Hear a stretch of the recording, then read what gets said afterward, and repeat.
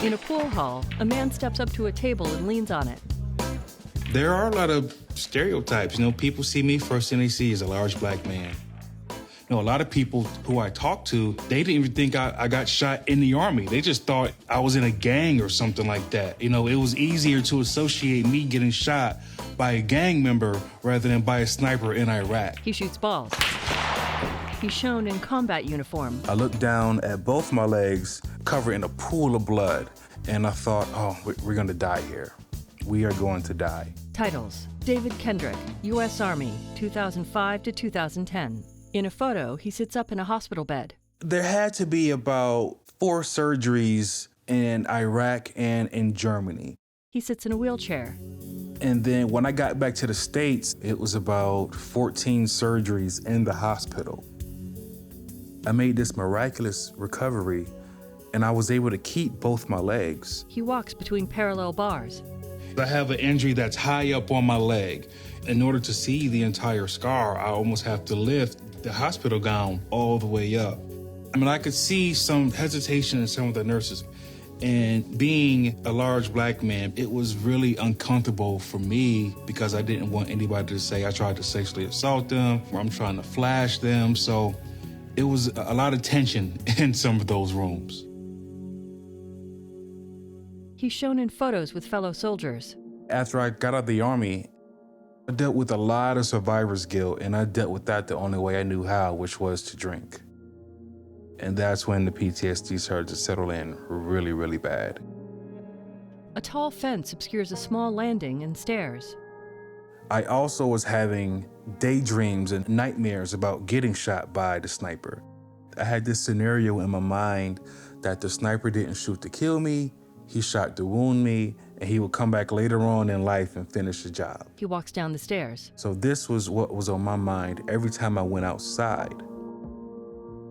In a jerky slow motion and viewed from a high corner, he walks outside a building with bushes around him, then stops and looks around. So I was drinking myself to sleep every night. I wasn't taken serious by clinicians at the VA. I hate to say it, but when you're black, you can just feel these things. You can feel the respect that people have for you. You can feel the respect people don't have for you. You can just feel it. And in some of those rooms that I went to, felt rushed out, didn't feel heard, didn't feel listened to, didn't feel wanted. So I hated the VA for a long time. He walks up more stairs, then down. I would go without medication or go without talking to someone just because of the way I was being treated there. A building stands at the top of the stairs. In blurry photos, people walk on city sidewalks. So I just continued to drink and drink and drink, and then one day, I drank 2 bottles of Bacardi, I took a handful of pills, and drove myself to the hospital and said, I tried to kill myself. Save me if you can. The screen goes black and a photo slowly comes into focus.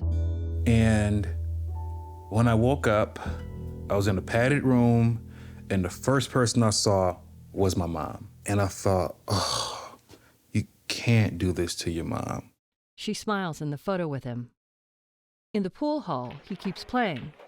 They told me about this program called the Warrior Salute Program. Balls hit each other in a blur. They said, we're gonna get you off the street, we're gonna get you a job, and we're gonna get you the help that you need. And I started doing group therapy with other veterans. And that's when things started to turn around. A city skyline stands behind a lush green park.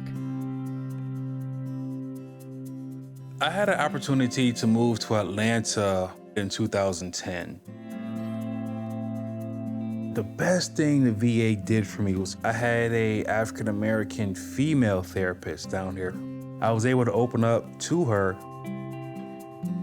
There's nothing like being able to express how I really felt to a black doctor that understood what I was going through. And I wouldn't be afraid to express it in a way that I wanted to express it, in a way that I felt wouldn't get me arrested or wouldn't get something put in my chart or in my notes that later on down the line would come back to bite me.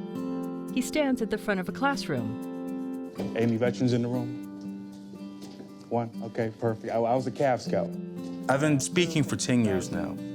When I'm on stage, I'm able to share those stories and talk about how much I beat it, and more importantly, help other military families understand what their veterans going through. Having the opportunity to get on stage and share this story with other veterans, it's very therapeutic, physical and mental healing. Nothing like it at all. So that's what keeps me going. Credits: About Face and National Center for PTSD, Post-Traumatic Stress Disorder.